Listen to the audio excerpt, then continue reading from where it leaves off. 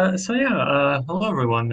Thanks a lot for being here. Thanks a lot for joining us for our monthly CPERN online workshop, where today we're welcoming James Steinhoff, who's written the article Toward a Political Economy of Synthetic Data, a data-intensive capitalism that is not a surveillance capitalism, question mark. And James is an assistant prof slash lecturer at the School of Information and Communication Studies at the University of College Dublin. And we're very happy to have him here. We're very excited to hear about his work, his article, and then have the discussants and discussion afterwards. As discussants, we have Phoebe Moore here from the University of Essex Business School, and Justin Joque from the University of Michigan. The way it always works is we're going to first hear from James for about 15 minutes or so, followed by the commentary from Phoebe and Justin in whatever order you decided to speak. And after that, we'll have a Q&A. And as you can see, the workshop is being recorded. And that was pretty much it in terms of uh, Orga stuff. So James, floor is yours. Great. Well, thanks so much for having me. Let me get the screen share going here. Okay, I think that should be shared now. Yes. Great. Okay, so so the increasing sophistication of data-intensive technologies, such as most notably machine learning, have over the past 10 years or so allowed the collection, sale, and analysis of large volumes of data to become part of business processes in sectors ranging from tech to finance, healthcare, retail. And data is now essential input to many business models. And such a data-intensive capitalism, as I like calling it, while ostensibly more automatic and more machinic than previous eras of capitalism, also depends on human input in new ways. So from the Marxist perspective, capital is an abstract process, the increase of value. But of course, this abstract process requires a material substrate to implement it. In particular, of course, it depends on human input in terms of exploited labor by which commodities may be produced, which surplus value can be generated. And of course, someone also has to buy the commodities, right? And further, someone else has to act as the agent of capital, typically, perform the function of management. And while capital relies on humans for these functions, among others, it simultaneously tries to minimize the contingencies that might arise from their being human via manipulation, control, and automation. Workers, of course, can be augmented with machines for greater productivity, controlled via surveillance. And consumers can be aided in their duty to consume via recommendation systems, targeted ads, and so on. While managers can be replaced with algorithmic management systems, as Uber shows famously. So capital as a system thus seeks to minimize its reliance on people with all their contingencies, even as it requires them. And this situation is one expression of what Marx is thinking of, I think, when he refers to capital famously as the moving contradiction. And Marx elaborates that while capital is premised on the generation of value through the exploitation of labor, and it measures value in terms of labor time, it simultaneously calls to life all the powers of science and nature in order to make the creation of wealth independent, well, relatively independent of the labor time employed on it, as the Grundrisse tells us. In data-intensive capital, people are required to play a new paradoxical role in addition to labor, and this is the role of data source. And the unspoken underpinning of data-intensive capital is that most of the data it relies on comes from the surveillance of users of applications, social networks, and other digital platforms. However, as always, this necessary human component is troubling for capital. People might not, they might decide not to give up their data, or they might, tamper with it. And indeed, this is precisely what's happening around the world as regulations on data collection and use, such as the GDPR in Europe, are established. And as individual users take different actions to conceal or otherwise make their data hard to access, VPNs, other things like that. So this situation suggests to me this sort of following question: what can and will and are doing, or what are data-intensive capitals doing? What will they do if free and easy access to data via surveillance becomes unavailable? Will they ditch the data-intensive processes that are now embedded deep within their business models, or will they try to obtain data by other means? And there are several ways that you could look at this problem, responses to it. And one of which is the famous record-setting lobbying spending by tech companies. But I want to talk about another project that's underway, a technical project by which data can be generated computationally rather than collected via surveillance. And this is synthetic data, as the title mentions. And what's exciting about this is that it presents the possibility of training machine learning algorithms on data that is not a recording of some past event in the real world. And this is a technical possibility, but my contention is that it should also be understood as a political possibility by which capital might extend its imminent drive to minimize its dependence on humans, but as data sources rather than workers. And this presents us with the possibility of a data-intensive capitalism that is not a surveillance capitalism. And this is something that's not been explored in the literature. And I'm working on that on new dimensions, but this paper is my early exploration into it from last year. So moving on quickly, the first thing is to note is that synthetic data, the very idea, seems to violate theoretical orthodoxy in critical data studies. Jeff Bowker back in 2005 said raw data is an oxymoron, right? It doesn't come out of nowhere. Data is a recorded abstraction of the world. It's made of people, has an inherent humanness, etc., right? This is the consensus, STS, media studies, sociology, pretty much everywhere. But this is the consensus is that data doesn't come out of nowhere. You have to collect it and work it up. But what if it could be created without surveillance of humans? And this is the possibility that surveillance, that synthetic data raises. And you can see some definitions of it here. Data that's artificially created rather than being generated by actual events. Data that computer simulations or algorithms generate as an alternative to real world data. In other words, this is explicitly data which is not a trace or a recording, but the output of some computational process. And what exactly synthetic means varies depending on the particular procedures used to create the data. And because we're thinking of political economy and of labor processes, we have to consider these different ways of making it. And this will go and proceed from, let's say, the least synthetic to the most synthetic, although that's not really an ideal way of talking about it. I don't know a better way. But the first way of making synthetic data is called data augmentation. And this is pretty simple. This is just minor modifications to a given data set in an automatic manner. You can see here this one character, handwritten character there, can be modified, distorted in a bunch of different ways, and that can turn one data point into 1,000, right? The arrangement of pixels is completely different. It's totally new for a machine learning system. And this is widely used. This is common in machine vision, computer vision. And yeah, it's not very exciting, is it? It's not very synthetic. It's like an extrapolation from existing data.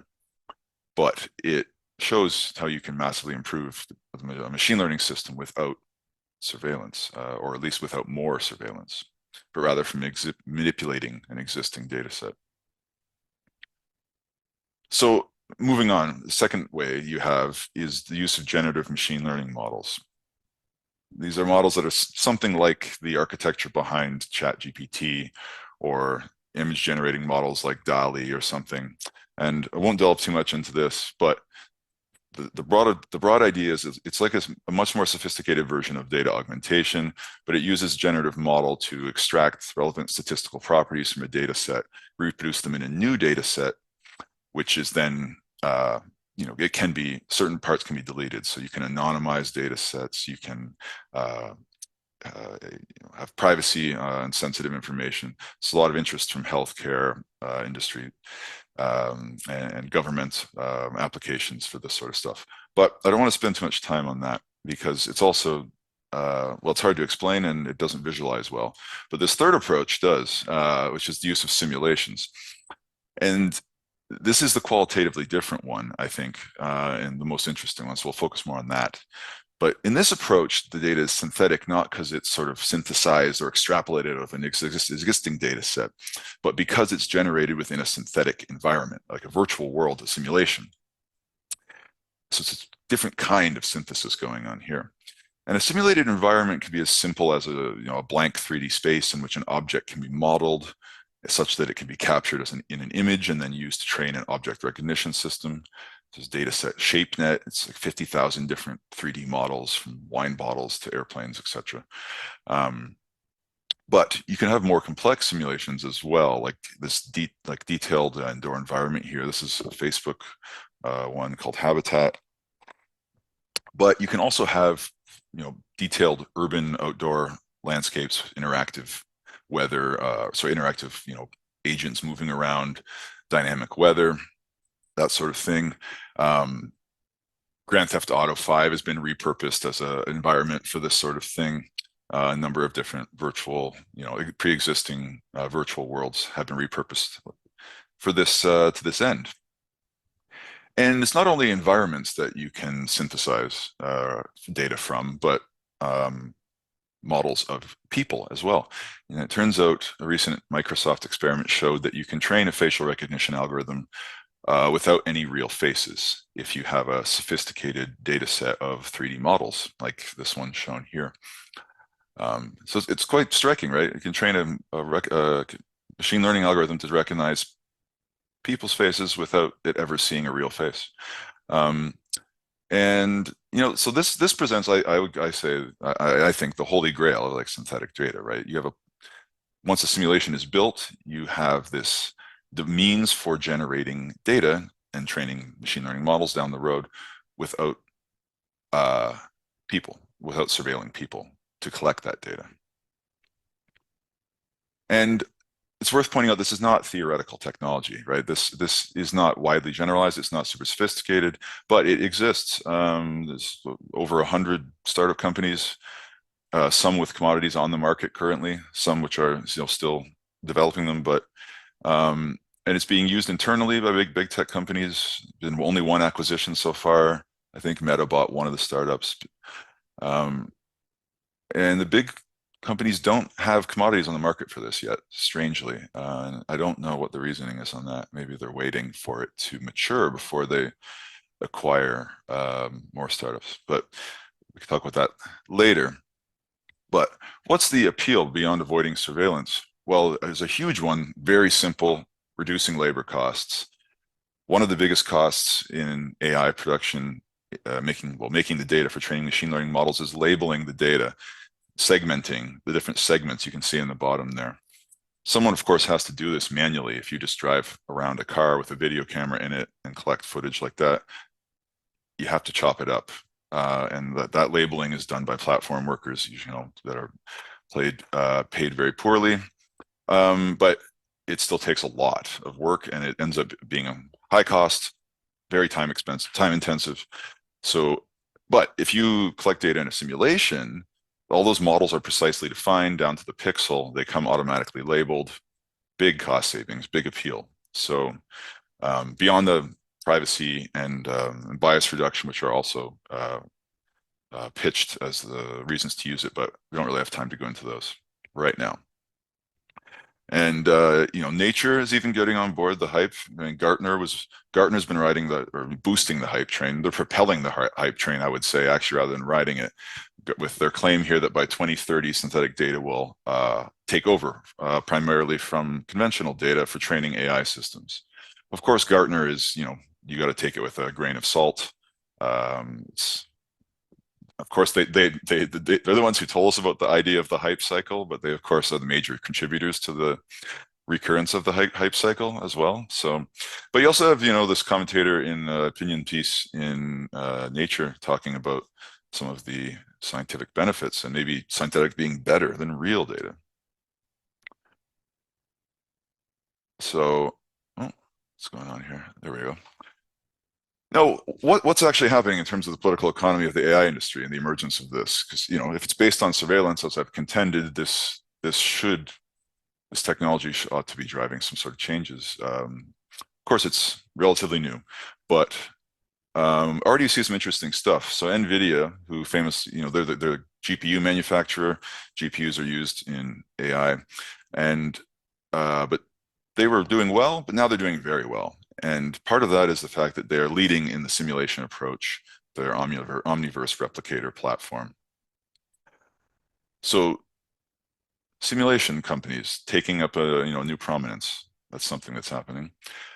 There's some people opining that synthetic data may drive a more major change in the tech industry by disrupting the so-called data moats around the big companies, right? The big companies have these data sets and the means of collecting data that new companies, new competitors cannot address. But if you can synthesize data, perhaps you can compete with them. That's the argument. I'm dubious, but we can come back to that. Another change already happening is in the labor process level. So producing a machine learning model looks schematically like this. Collect the data, process it up, clean it up, turn it into a machine learning model, deploy it, and maintain it. Easy enough. But if you are using simulations to generate synthetic data, then you have a whole stage that comes before all of this of building the simulation where you're going to collect the data. And this sounds mundane, but it's actually of extreme consequence, I would argue. This is not in the paper. This is something we're working on now, but when you're collecting pattern recognition data, in a simulation, the minute details of the simulation matter incredibly in terms of whether the algorithm you produce down the road is going to map on to the real world.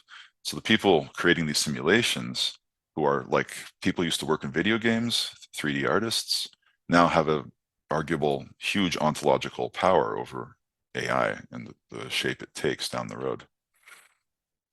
Okay, wrap it up. Finally, the big theoretical argument in the paper is that there's a big change in the, let's say, temporality of the capital-labor relation. Historically, capital always has to follow after labor. Insofar as capital can only automate labor processes and then subsume them under capital after it captures knowledge of how workers complete those processes, right? Taylorism is the famous study here, Harry Braverman. But the case is the same with data for machine learning. A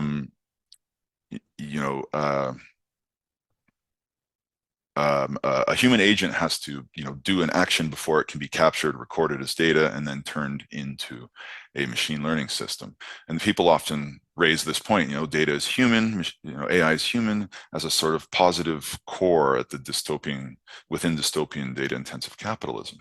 But if a capital is empowered by synthetic data and it's able to create these automation systems without capturing data from real people, then do you have a capital which is vastly increased in power against labor? Arguably, an ontological precedence, temporal precedence in a different way that might be usefully connected to a theorist that I don't love, but Baudrillard and the hyperreal and the generation of models of a real without an origin or reality. So I'll wrap it up there and leave other things for discussion. Thank you. Right. Thanks a lot, James. Really, really exciting stuff. And to give you an idea, this is very far away from my own work, but I took extensive notes and have a lot of questions, so that is very much a good sign. So yeah, thanks a lot. And yeah, now I believe we're gonna give the floor to Justin, right? Yep. All Awesome. right. Well, thank you for the invitation to be here and respond. And thank you especially to James for the excellent article and the talk. There's clearly a lot to think through here, much more than I can easily say in 5 minutes, but I'll do my best to raise a few points, and I look forward to the discussion. Upon reading this, I couldn't help but immediately think of the Fassbinder film, Belt on Draht, World on a Wire. I don't know if anyone is familiar with this. But for those who haven't seen it, it's a science fiction story about someone who works running simulations for advertisers. Instead of spending money on surveys and focus groups, they create a simulated world to A/B test advertisements, just like James was telling us about. So Fred Stiller, who works for the Institute for Cybernetics and Future Science, is able to, and then in this world, put on a headset and enter the simulated world and interact with the 9,000 identity units who live in the simulation. But as suspicious events continue to happen in his world, he realizes that he too lives in a simulation. And moreover, it's possible for identity units from lower level simulations to escape into the more real world above them. Well, this film, which I highly recommend, even for its 1970s aesthetics alone, takes the idea of synthetic data to its extreme. I think it suggests the danger we face with this type of data production. And along the lines of what James has been telling us, there's a risk or perhaps even an inevitability that synthetic data diverges from the, quote, real world and takes on a life of its own. But that said, one thing I really appreciate about James's article is the discussion of the organic composition of capital is that it continually calls us to question any stark distinction we would make between these things, as capital continually and historically creates synthetic conditions and synthetic information about them, from the entire setup of wage labor to the factory to the data we read about here, trying both to expel and bring labor back into these synthetic environments, and with them constantly drifting away from the objective material world, as Lenin might say, and being pulled back by the objective conditions of the material world. To see this dynamic at play, we could perhaps add even a prior level to the tripartite scale laid out about synthetic data. And I think we could discuss the substitution for real-time data byproducts as a stand-in for officially gathered statistics.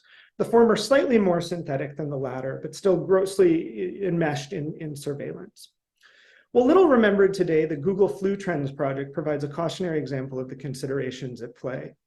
Flu Trends was launched in 2008 and ultimately provided predictions of flu activity in 25 different countries based on data from Google searches. Initially, Flu Trends performed exceptionally well, predicting with initial accuracy in the high 90% range and with the ability to predict such information up to 10 days in advance of official CDC estimates in the United States. Such performance promised to allow hospitals to better prepare for excessive flu activity.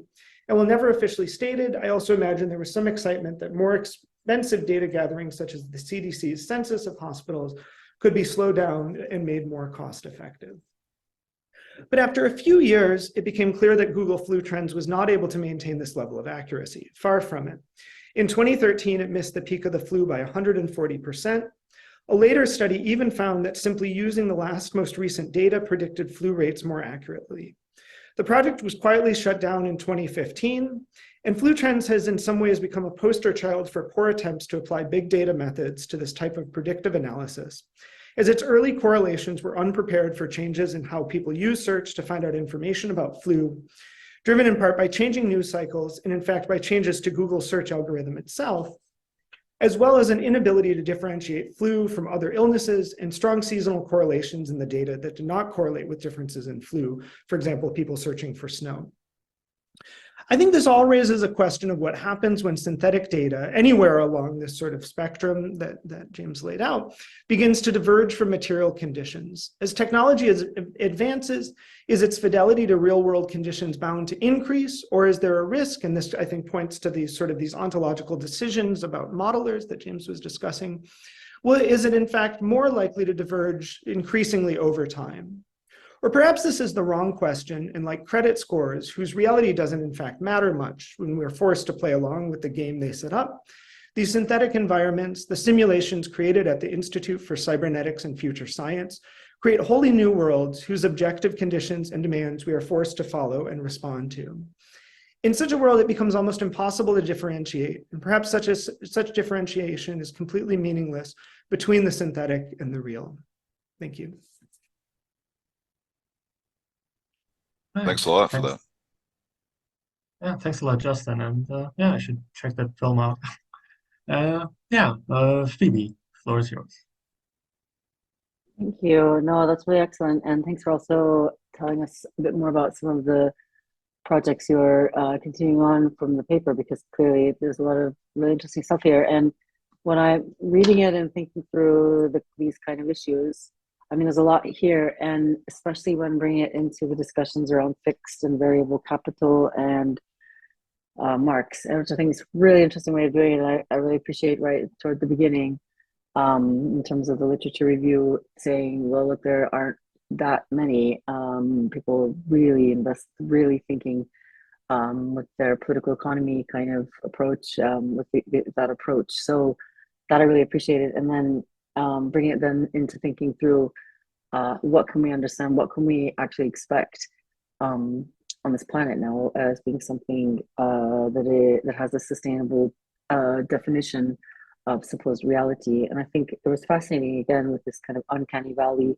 because you very quickly can kind of think about what you're actually referring to when the very first topic of the sort of synthetic arises. So you're quickly kind of starting to read the paper thinking, right, so what is our own conceptualization around synthetic, and then where would Marx kind of have things to say around what it means for human species being, so to speak. I mean, what's the understanding of the Grundrisse? And you've mentioned those things. I think that's really interesting, and to bring it really up to date now in terms of possibilities and with that real praxis kind of mentality. I think you've done a really excellent intervention there. And so what I did in thinking through what you're working on in terms of those questions is what exactly you're trying to solve. And so first thing is the capital question. And then when we think of data being in the kind of possibility in the ways of data creation and how that's organized and whether or not it can kind of suit capital, so to speak. So you start by saying, well, absolutely it does. And we can understand how that is. And you've got this question around notions of raw data, what's understood as raw data. It's actually, if it's this kind of what the quote from Sadowski said, the recorded abstraction of the world, actually, so how do we recognize that? And especially if we take that into the kind of concrete labor to the kind of abstract labor, and then when you put it into the labor process. So I buy that quickly. I sort of was able to sort of, using capitalist terminology, buy it. So I could kind of get, kind of think that through a little bit and think, right, so there's possibilities around that. And the kind of question around subjectivity, as you mentioned also in your presentation, questions around SDS, that there's a real assumption in a way data is then again made of people. Another quote from Gregory, then we've got the rhythm, circulations, palpitations, mutations of our bodies. And I mean, that drives new material in some research, that drives, again, kind of updates around the neo-Marxist sets of argumentation, and also within new media studies. But where I started to fall off a little bit in terms of my understanding again, or at least kind of thinking through what problems are you solving, because you bring in surveillance very carefully and very clearly, thinking about that not as this is a quote here, I've got accidental component of data intensive capital, that it could be the condition of possibilities, and you're saying you don't dispute it, but the goal is to explore alternative means by which data intensive capital might satisfy its hunger for data. So that, I guess what I'm thinking then is that the surveillance question isn't really resolved there. And the reason I say that is because clearly the surveillance angle has that intensive, what's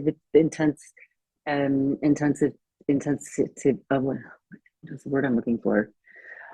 I guess the tensions around it, and then there's another word I'll get in a second, but the kind of issues there have to do with the kind of experience again on the planet in terms of what we can separate in terms of what should be considered our world to make, and then what the history and the making of our choosing, so to speak, which again is a core question within the kind of Marxist way of thinking. And so if that's there, then if data becomes this kind of, again, that abstraction that we're actually dealing with, which does have very clearly to do with quantification, to do with what avenues and possibilities we have, like Lazzarato's arguments around machine, the capitalist machine, and what are our avenues for possibility around subjectivity formation, and then when the surveillance dimension becomes something that removes privacy, and so on and so on.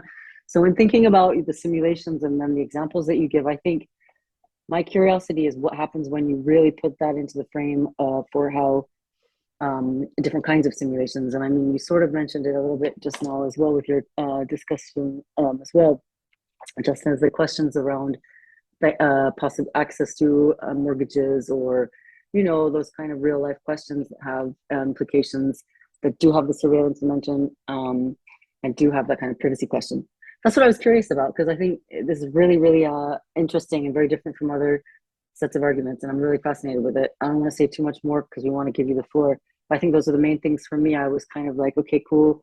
I've got that kind of labor question, this labeling and the content moderation and the kind of trust and safety stuff. I mean, that's clearly there's such significant exploitation, and we've done that with platform work stuff. And then, yeah, so I can see that as having an advantage, that should be kind of AI and so on and so on. But then what happens when we actually get to the nitty gritty around the surveillance question, and then who's actually protected or not? Yeah, that's it. Okay, that's what I wanted to say. Thanks a lot. Right. Thanks a An lot. amazing Thank you. paper. And I don't know if I said amazing paper, but it's absolutely love it. I mean, it was a great. Thanks so much. Yeah. Thanks a lot, Phoebe. Really, really insightful interventions there.